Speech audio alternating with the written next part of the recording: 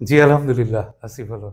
আমি যদি খুব সংক্ষেপে বলি, আহ, এই 26-27 বছর আমি ডেভেলপমেন্ট ফিল্ডে কাজ করছি এবং সেখান থেকে আমার একটাই আইডেন্টিটি, সেটা হলো আমি একজন সমাজকর্মী বা উন্নয়ন সহায়ক হিসেবে কাজ করি।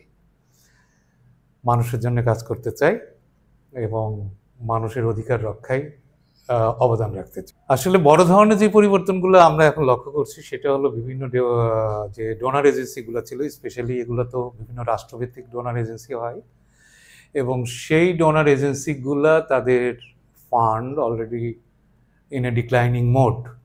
আপনারা জানেন যে অলরেডি ইউএসএইড ওয়ার্ল্ড ওয়াইড তাদের যে অপারেশন সেটা বন্ধ করেছে এবং এটা ব্যাপারে আগামী সিদ্ধান্ত কি হবে তা এখন পর্যন্ত আমরা খুব বেশি ওয়াকিবহাল নই। এর বাইরে আরও যে সমস্ত ডোনার এজেন্সি বা দেশগুলো আছে তারাও আসলে আস্তে আস্তে তাদের ফান্ডিংটা কমিয়ে ফেলছে এবং এই কমিয়ে ফেলার পেছনে একটা বড় কারণ হলো ওয়ার্ল্ড ওয়াইড যে ইকোনমি একটা ব্লুমিং সিচুয়েশনে ছিল, একটা ভালো শক্ত জায়গায় ছিল। এখন ওই উন্নত দেশ বলি আর অনুন্নত দেশ বলি, সব দেশে আসলে কোনো না কোনোভাবে তাদের ইকোনমিগুলা একটা কোনো না কোনোভাবে যে তার যে রেগুলার স্মুথনেস বা রেগুলার স্পিড গতি, সেটাতে একটা ভাটার সৃষ্টি হয়েছে। আর এই ভাটার কারণেই মূলত তারা এখন নিজেদের দেশের internal resource management, internal unemployment, internal growth এটা রক্ষা করার জন্যই তারা অনেক বেশি ব্যস্ত। যার কারণে তারা তাদের এডিশনাল ফান্ডিং, যেটা সাধারণত তৃতীয় বিশ্বের দেশগুলোতে আসতো বা উন্নয়নশীল দেশগুলোতে আসতো, সেগুলো এখন হুমকির মুখে পড়েছে।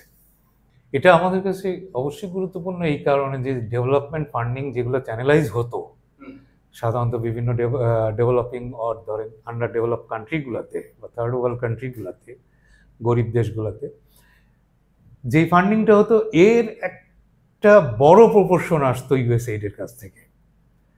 সুতরাং ইউএসএইডের ফান্ড কাটেল মানে ডেভেলপমেন্টের টোটাল থিঙ্কিং, টোটাল যে ডেভেলপমেন্টের স্পিড এবং টোটাল ডেভেলপমেন্টের যে একটা গতি ছিল, সেই জায়গাটা একটা চূড়ান্তভাবে বাধাপ্রাপ্ত হয়েছে।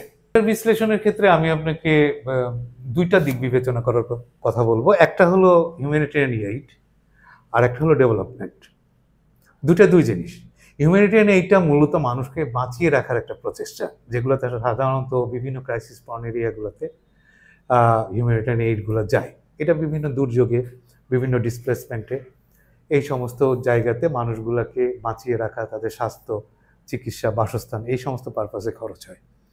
আর ডেভেলপমেন্ট এইডগুলো মূলত খরচ হয় যাতে করে এমনভাবে খরচ করা হয় যাতে করে শুধু মানুষকে বাঁচিয়ে রাখা না, বরং বাঁচার মতো বাঁচিয়ে রাখা, যাতে করে তারা তাদের শিক্ষাগত জায়গা থেকে তারা আরও এগিয়ে যেতে পারে, তাদের পুষ্টির জায়গা থেকে আরও বেশি এগিয়ে যেতে পারে। অর্থাৎ ইমিডিয়েট নিড না, সেটা অনেক বেশি লং টার্ম হয় ডেভেলপমেন্টটা। তো যখন এই ফান্ড কাটলটা হয়েছে তখন ইউএসএইডের একটা বড় অংশ সেটা কিন্তু হিউম্যানিটেরিয়ান এইডে ব্যবহার হতো। এখন সেই জায়গাটাতে ফান্ডগুলো যাচ্ছে না। সেই ক্ষেত্রে অন্যান্য ডেভেলপমেন্ট অর্গানাইজেশন বা ফান্ডিং এজেন্সিগুলো যেটা চিন্তা করছে সেটা হলো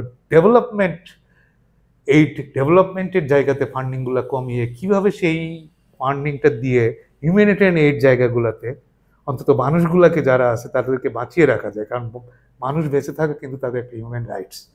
সো ওই জায়গাতে কত বেশি ফোকাস করা যায়, যার কারণে রেগুলার যে development apart from the humanitarian development, ওই রেগুলার ডেভেলপমেন্টটা বাধাপ্রাপ্ত হচ্ছে। আবার ফান্ডও এত বেশি সাফিসিয়েন্ট না যে যেটা দিয়ে হিউম্যানিটেরিয়ান এইডগুলোকে পুরোপুরি মিট আপ করা যাবে। সো এইটা একটা এমন একটা সিচুয়েশন ক্রিয়েট করেছে খুব কমপ্লেক্স, যেটার ভেতরে ডেভেলপমেন্ট এবং হিউম্যানিটেরিয়ান এইডের ভেতরে ভারসাম্য রক্ষা করা এখন খুবই কঠিন হয়ে পড়েছে। এক্ষেত্রে যদি আমরা দেখে থাকি যে এই সমস্ত প্রতিষ্ঠানগুলো মূলত মাইক্রো ফাইন্যান্স করে, তারা কিন্তু ডেভেলপমেন্ট অ্যাক্টিভিটিগুলো তাদের মাইক্রো ফাইন্যান্সিং থেকে যে খুব বেশি ডেভেলপমেন্ট অ্যাক্টিভিটিতে তাদের ফান্ডিং ট্রান্সফার করতে পারে তা কিন্তু না। মাইক্রো ফাইন্যান্স দিয়ে তারা মাইক্রো ফাইন্যান্সকেই সার্ভাইভ করায়, মাইক্রো ফাইন্যান্স প্রোগ্রামটাকে। কিন্তু ডেভেলপমেন্ট প্রোগ্রামগুলো মূলত ডোনার ড্রিভেন। সেই ক্ষেত্রে এটা আশা করা খুব একটা ঠিক হবে না যে এই সমস্ত মাইক্রো ফাইন্যান্স অর্গানাইজেশনগুলা তারা যেভাবে খুব শক্তি নিয়ে ডেভেলপমেন্ট প্রজেক্টগুলো ইমপ্লিমেন্টেশন করতেছিল, সেই একই পরিমাণ শক্তি নিয়ে আগামীতে ডেভেলপমেন্ট প্রজেক্টগুলো ইমপ্লিমেন্ট করতে পারবে, এমন হলে তাদের লিকুইডিটি তারল্য সংকট হবে। কারণ আপনি জানেন মাইক্রো ফাইন্যান্সের একটা বড় অংশ কিন্তু এই জনগণের সেভিংস থেকে তাদের ফান্ডটা তৈরি হয়, এবং তাদেরকেও বড় করতে হয়। তারা বড় করে পিকেএসএফ থেকে, তারা বড় করে বিভিন্ন ব্যাংকস থেকে, মানে আদার সোর্সেস। সো তাদেরও একটা অব্লিগেশন থাকে তাদের বড়োইংসগুলোকে পরিশোধ করা টাইমলি।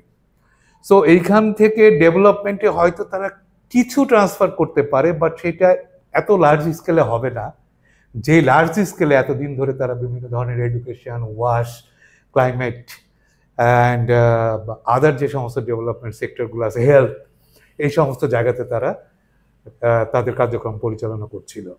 সুতরাং এটা আশা করা মোটেই আমাদের উচিত হবে না যে তারা আগের মতোই তাদের কার্যক্রম পরিচালনা করে যেতে পারবে, until or unless they find a alternative way to get funding from the donors. ধন্যবাদ আপনাকে। আমি এটাকে আসলে তিন চারটা ভাগে ব্যাখ্যা করতে চাই। প্রথম হলো গ্লোবাল। তো গ্লোবাল আমাদের ডেভেলপমেন্টের আসলে ইন্ডেক্সগুলো কোথায়? গ্লোবাল ডেভেলপমেন্টের আমাদের যে ইন্ডেক্সগুলো থাকে সেটা হলো সাস্টেনেবল ডেভেলপমেন্ট গোল। এবং আপনি জানেন যে এমডিজিতে, মিলেনিয়াম ডেভেলপমেন্ট গোলে বাংলাদেশের একটা ভালো অ্যাচিভমেন্ট ছিল এবং বাংলাদেশ ওয়ার্ল্ড ওয়াইড সাড়া ফেলতে পেরেছিল অনেকগুলো ইন্ডিকেটরের উপরে। কিন্তু এই ফান্ডিং ডিক্লাইনিং সিচুয়েশনে আপনার এসডিজির ক্ষেত্রে যেটা হবে সেটা হলো যে এসডিজিতে আমাদের যে লক্ষ্যমাত্রা আছে সেই লক্ষ্যমাত্রাগুলো আমাদের অ্যাচিভমেন্টের ক্ষেত্রে একটা বড় ধরনের চ্যালেঞ্জের সম্মুখীন আমরা হব। এটা হলো এক। সেকেন্ড, আমরা যে সমস্ত পার্সপেক্টিভ প্ল্যান করেছি বা 8 5 ইয়ার প্ল্যান করেছি, এই 8 5 ইয়ার প্ল্যানগুলো কিন্তু ওই এসডিজির সঙ্গে সম্পর্কিত, এবং সেখানে কিন্তু শুধুমাত্র আমাদের ফান্ডিংয়ের উপরে বেস করে আমরা করিনি, সেখানে কিন্তু আমরা ডোনারের ফান্ডিংকেও আমরা হিসাবের মধ্যে রেখেছি। সুতরাং 8 5 ইয়ার যে প্ল্যান আছে সেটার বাস্তবায়ন এবং সেটার যে লক্ষ্যমাত্রা সেটা অর্জনের ক্ষেত্রেও আমরা ঝামেলাতে পড়ব বা আমরা বড় ধরনের একটা ঝুঁকির সম্মুখীন হব। এর বাইরে যদি আমরা খুব স্পেসিফিক্যালি বলতে চাই, তাহলে আপনি জানেন যে Bangladesh one of the most climate vulnerable country in the world. সেক্ষেত্রে ক্লাইমেট রেসপন্সের ক্ষেত্রে আমাদের সিরিয়াস ফান্ডিং ক্রাইসিস হবে এবং এই ক্লাইমেট ভালনারেবিলিটি আরও বেশি আমাদের বেড়ে যেতে পারে, যার কারণে আমাদের climate induce displacement, unplanned urbanisation এগুলো হতে পারে। এবং আরও একটা বিষয় আপনি জানেন যে এই ক্লাইমেট শুধুমাত্র আমরা যখন ক্লাইমেটের কথা বলি এর সঙ্গে হেলথ, ওয়াটার স্যানিটেশন এই বিষয়গুলো কিন্তু অঙ্গাঙ্গিনভাবে জড়িত। সুতরাং আমরা যখন ক্লাইমেটে ফান্ডিংটা পাবো না তখন একই সাথে ওয়াটার অ্যান্ড স্যানিটেশন, আমাদের হেলথ, এই বিভিন্ন জায়গাগুলোতেও আমাদের প্রভাব পড়বে, যেখানে আমরা আগের মতো ট্রেন্ড ধরে আমাদের ইনভেস্টমেন্টগুলো বা আমাদের যে উন্নয়ন কর্মকাণ্ডগুলো পরিচালনা করতে পারবো না। একই সঙ্গে এমপ্লয়মেন্ট জেনারেশনের কথা যদি আমি বলি, একটা বড় সংখ্যক মানুষ এদেশে যারা কিনা ডিপেন্ড করে আপনার এই ধরনের ডেভেলপমেন্ট জবগুলোর উপরে। সো তাদের একটা বড় অংশ বেকার হয়ে যাবে। আর তারা বেকার হওয়ার অর্থ হচ্ছে ওই ফ্যামিলিগুলোর পারচেজিং পাওয়ারটা কমে যাওয়া। যখনই ফ্যামিলির পারচেজিং পাওয়ার কমবে তখন অটোমেটিক্যালি ইকোনমিতে যেটা প্রভাব পড়বে সেটা হলো ব্যবসা বাণিজ্যের উপরেও একটা নেতিবাচক প্রভাব চলে আসবে, কারণ আমার হাতে টাকা নাই, আমি কিনতে পারবো না। আবার অন্যদিকে যেটা হবে যে এই সমস্ত ফান্ডিংগুলো ব্যবহার করে, আপনি যেমন ধরেন ডেভেলপমেন্ট এইডের কথাই ধরেন না কেন, হিউম্যানিটেরিয়ান এইড, সেখানে যে ফুড সাপ্লাইটা হতো সেটা না কোনো প্রাইভেট সেক্টরের সঙ্গে তো এঙ্গেজ ছিল, তাদের কাছ থেকে ক্রয় করা হতো, এবং সেখানেও কিন্তু আপনি অনেক মানুষ এমপ্লয়মেন্ট ছিল মানুষের। তো যদি ওই সেক্টরগুলোতে আপনার ফান্ড ফ্লো কমে যায় এবং সেইভাবে যদি আপনার ফুড সাপোর্টটা কমে যায়, সেইভাবে যদি শেল্টার সাপোর্ট কমে যায়, ওয়াটার স্যানিটেশন সাপোর্ট কমে যায়, তাহলে এইখানে যে প্রাইভেট সেক্টরের এঙ্গেজমেন্ট ছিল এবং তাদের কারণে যেই কর্মসংস্থানটা ছিল সেই কর্মসংস্থানগুলোও কিন্তু কমে যাবে। তাহলে একদিকে ডিরেক্ট কর্মসংস্থান কমবে যারা ডেভেলপমেন্টে জব করেন, আর একদিকে এই ডেভেলপমেন্ট প্রকল্পগুলোর মাধ্যমে যে প্রকিউরমেন্ট হয় প্রাইভেট সেক্টরের কাছ থেকে, এবং তার কারণে যেখানে যে এমপ্লয়মেন্টগুলো আছে সেখানেও আনএমপ্লয়মেন্ট আস্তে আস্তে তৈরি হবে, সুদূর প্রসারী প্রভাব হবে। এর ফলে যেটা ঘটবে সেটা হলো একটা বড় ধরনের আনএমপ্লয়মেন্ট সৃষ্টি হওয়ার একটা সম্ভাবনা তৈরি হয়ে যাবে। তারপরে আসছে আমাদের, আপনি জানেন যে মিডিল ইনকাম কান্ট্রিতে প্রবেশ করার কথা। আমরা যদি মিডিল ইনকাম কান্ট্রিতে প্রবেশ করে যাই সেক্ষেত্রে আবার আমাদের এই ধরনের ডোনেশনগুলো পাওয়ার ক্ষেত্রে অনেক ধরনের ব্যারিয়ার্স, অনেক ধরনের টার্মস অ্যান্ড কন্ডিশনস, অনেক উইথড্রল এগুলো চলে আসবে। সো ওভারঅল এমন একটা ইম্প্যাক্ট ক্রিয়েট হবে যে ইম্প্যাক্টের মাধ্যমে ইকোনমিতে আসলে ভেলোসিটি অফ মানি যেটাকে বলা হয়, অর্থাৎ টাকার হাত বদল, টাকা যত মুভ করে, যত টাকা সাপ্লাইটা ইকোনমিতে থাকে, তত বেশি সে ইকোনমিতে কন্ট্রিবিউট করতে পারে। সো ওইখানেও একটা প্রভাব পড়বে। সব কিছু মিলায়ে ইকোনমি এবং economical growth, gross domestic product, পার ক্যাপিটা ইনকাম, এই সব জায়গাগুলোতে নেগেটিভ প্রভাব পড়ার একটা ব্যাপক সম্ভাবনা তৈরি হয়েছে। ধন্যবাদ আপনাকে, খুব সুন্দর প্রশ্ন করেছেন। I definitely I do believe, I do trust, it's not only me but also I think that the people will trust that every challenge there is an opportunity. So challenge is an opportunity to grow, identify your alternative pathway. So আমরা এখানে একদিকে যেমন একটা threat দেখছি, challenge দেখছি, কিন্তু এটার ভেতরে আমি একটা খুব ভালো সম্ভাবনা খুঁজে পাই। সম্ভাবনাগুলো কোথায়? প্রথম হলো যে আপনি শিল্প বিপ্লব, কৃষি বিপ্লব, এই ধরনের বিপ্লবগুলো, বিপ্লব বলতে আমি এমন বোঝানোর চেষ্টা করছি না যেখানে হানাহানি, মারামারি, কাটাকাটির বিষয়। বিপ্লব বলতে আমি সেটাকে বোঝাচ্ছি যে নতুন নতুন উদ্ভাবনী শক্তি দিয়ে চ্যালেঞ্জগুলোকে ওভারকাম করে আরও সামনে এগিয়ে যাওয়া। তো সেই বিপ্লব, শিল্প বিপ্লব, কৃষি বিপ্লব, এগুলো কখনোই আসে না যতক্ষণ পর্যন্ত আপনার দেয়ালে পিঠ না ঠেকে। যখন আপনার দেয়ালে পিঠ ঠেকে যাবে, তখন আপনি নিজের থেকে নিজেকে সার্ভাইভালের প্রশ্নে আপনি নতুন নতুন উদ্ভাবন শক্তি কাজে লাগানোর চেষ্টা করবেন। You will try to find out your new way of life, new way of survival. তো সেইখান থেকে আমরা যদি দেখেন আমরা যারা ডেভেলপমেন্ট ফিল্ডে জব করেছি এতদিন, আমরা মাস গেলে স্যালারি পেয়েছি, আমাদের সংসার সেটা দিয়ে ম্যানেজ হয়েছে, হয়তো আমাদের সংসারের পাশাপাশি আমরা আরও কিছু জায়গায় কন্ট্রিবিউট করতে পেরেছি, কিন্তু আমাদের বাকি টাকাগুলা হয়তো যারা অনেকের হয়তো এরকম হয়েছে সেভিংস হয় নাই, কিন্তু অনেকেরই আবার সেভিংস হয়েছে। সেভিংসগুলো আমরা ব্যাংকে রেখেছি, আমরা কখনো ইনভেস্টমেন্টের কথা ভাবিনি। Now the time is to think about the alternative way, that how we can invest our money. এবং এই ইনভেস্টমেন্ট শুধু আমাকে সার্ভাইভ করাবে না, এই ইনভেস্টমেন্ট একই সঙ্গে আরও কিছু এমপ্লয়মেন্ট অপরচুনিটি ক্রিয়েট করবে, যার মাধ্যমে দেশের জনগণ উপকৃত হবে, এবং সেটা কিন্তু আলটিমেটলি আবার ইকোনমিতেই কন্ট্রিবিউট করবে। এখন এখানে একটা প্রশ্ন উঠতে পারে, হ্যাঁ, যে এতদিন ধরে আমরা ধরেন ব্যাংকে টাকা রেখেছি এবং সেখান থেকে তো ব্যাংকের কাছে একটা লিকুইডিটি আসছে, সুতরাং আমরা যখন টাকাগুলো তুলে নিয়ে ইনভেস্টমেন্ট শুরু করব তখন তো ব্যাংকের লিকুইডিটি একটা সমস্যায় ভুগবে, তাদের একটা তারল্য ক্রাইসিস হবে। হ্যাঁ, ডেফিনেটলি সেটা হবে, কিন্তু এটা খুব শর্ট টার্ম, আমি বলবো না যে এটা লং টার্ম সাস্টেন করবে, বিকজ বাংলাদেশ ব্যাংক তার মনিটারি পলিসির মাধ্যমে নিশ্চয়ই এটাকে ওভারকাম করতে রাজি পারবে, এবং আমাদের সেভাবে একটা মনিটারি পলিসি আসতে হবে।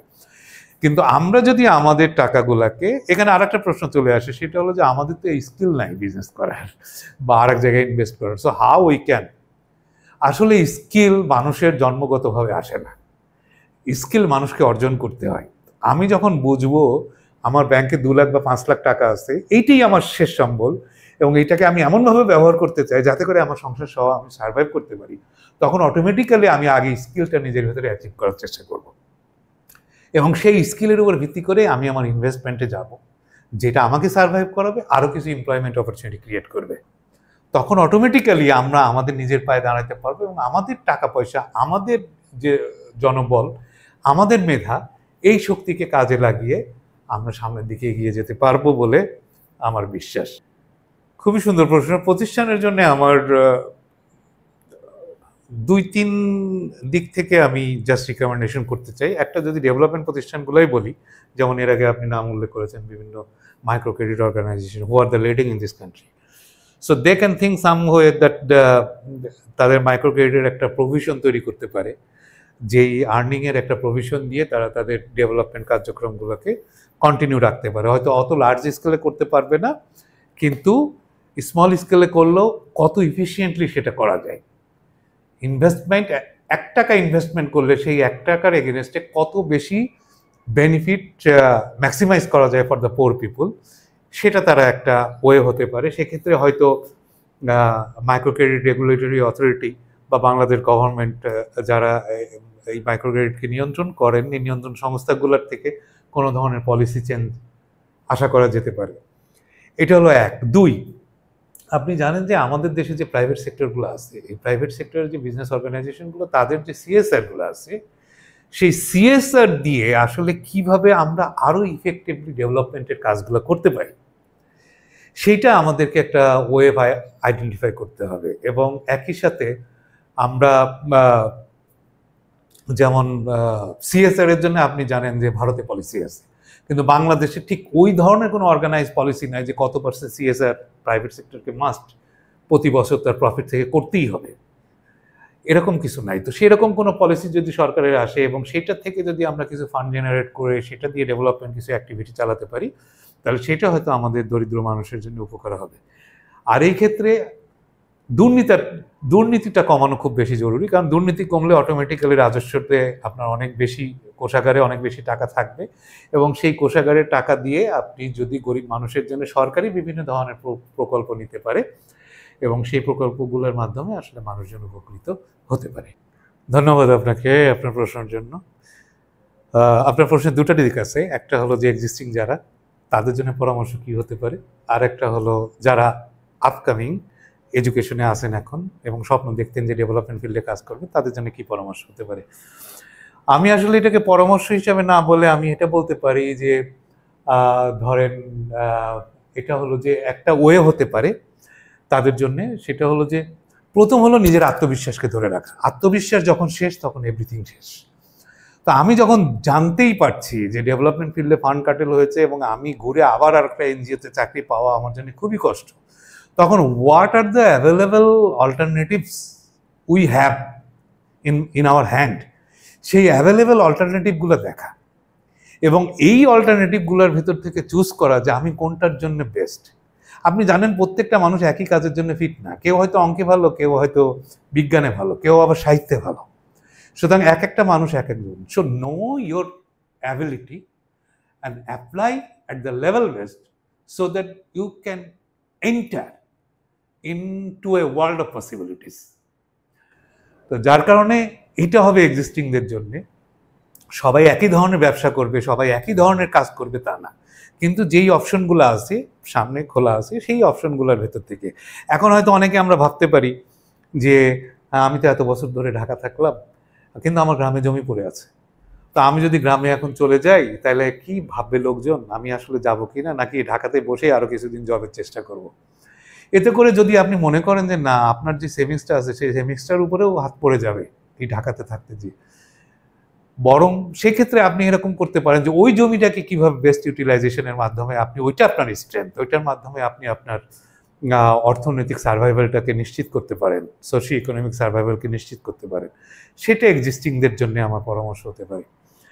আর যারা আপকামিং অবস্থায় আছেন তাদের ক্ষেত্রে আমি বলবো যে আমরা আসলে এটা হলো আমাদের একটা টিপিক্যাল মাইন্ডসেট যে আমরা যখনই পড়াশোনা করেছি আমরা স্বপ্ন দেখেছি প্রথমে হয়তো ডাক্তার হব বা ইঞ্জিনিয়ার হব বা বিসিএস করব, অথবা পরবর্তীতে এসে ইউনিভার্সিটিতে আমরা সোশ্যাল সায়েন্সের অনেক সাবজেক্টও পড়ছি, সায়েন্সের সাবজেক্ট পড়ছি।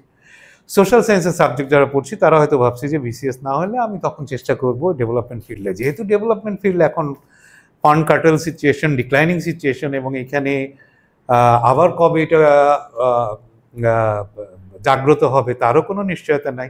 সেক্ষেত্রে আমি বলবো যে আমাদের যারা আসছেন এখন, যারা লেখাপড়া শেষ করে বের হবেন, তাদের মাইন্ডসেটের ওই জায়গাটা পরিবর্তন করা, যে শুধুমাত্র নিজেকে একজন জব হোল্ডার হিসাবে দেখতে না চেয়ে একজন উদ্যোক্তা হিসাবে দেখার চেষ্টা করা। যেই জবটা সে করত সেই জবটা সে না করে সে বরং একটা উদ্যোক্তা হয়ে ওই জবে আর একজনকে সে জব দিতে পারে কিনা, সেই রকম একটা স্বপ্ন নিয়ে যদি সে বের হতে পারে, এবং বাংলাদেশ সরকার যদি একই সাথে কিছু উদ্যোগ নেয়, যে উদ্যোগের মাধ্যমে এই যে ইউনিভার্সিটি থেকে বের হয়ে ছেলেমেয়েরা আসবে তারা যাতে তাদের স্টার্ট আপগুলো করার জন্য প্রয়োজনীয় skills and training and funding support পায়, তাহলে আমার মনে হয় সেটা আলটিমেটলি ইকোনমিতেই কন্ট্রিবিউট করবে, এবং সেটা শুধু সেই ইউনিভার্সিটি পাস করা স্টুডেন্টটার নিজের সার্ভাইভালের ক্ষেত্রেই ভূমিকা রাখবে না, বরং ম্যাক্রো ইকোনমিতে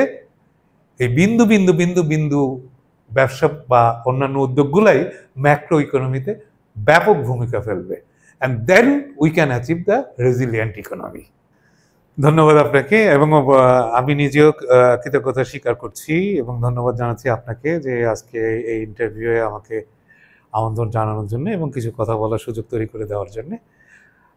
ডেফিনেটলি আমি ওয়ান্টের পক্ষ থেকে তরুণদের জন্য যেটা বলবো সেটা হলো যে একটা মানুষের ভেতরে আসলে সব কিছু থাকে না। হয়তো কারোর টাকা আছে, স্কিল নাই, কারোর স্কিল আছে, টাকা নাই, কারোর মেধা আছে, টাকা নাই।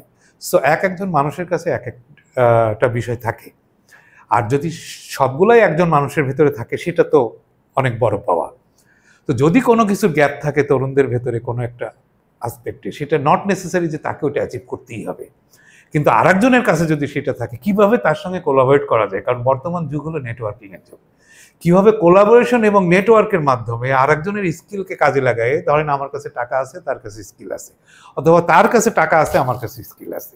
সো এই কোলাবোরেশনটাকে কাজে লাগায় কিভাবে আমরা পারস্পরিক মিউচুয়াল বেনিফিট নিয়ে উইন উইন একটা সিচুয়েশন ক্রিয়েট করতে পারি যেখানে both party can be survived, সেই জায়গাটা আইডেন্টিফাই করা খুব বেশি গুরুত্বপূর্ণ। তবে এখানে আমি শেষ দিকে শুধুমাত্র একটা কথাই বলবো সবার উদ্দেশ্যে, তরুণদের উদ্দেশ্যেও, এইটা অ্যাচিভ করতে হলে সবার উপরে যেটা দরকার সেটা হলো সততা এবং কর্মনিষ্ঠা, আস্থা ও বিশ্বাস রাখা।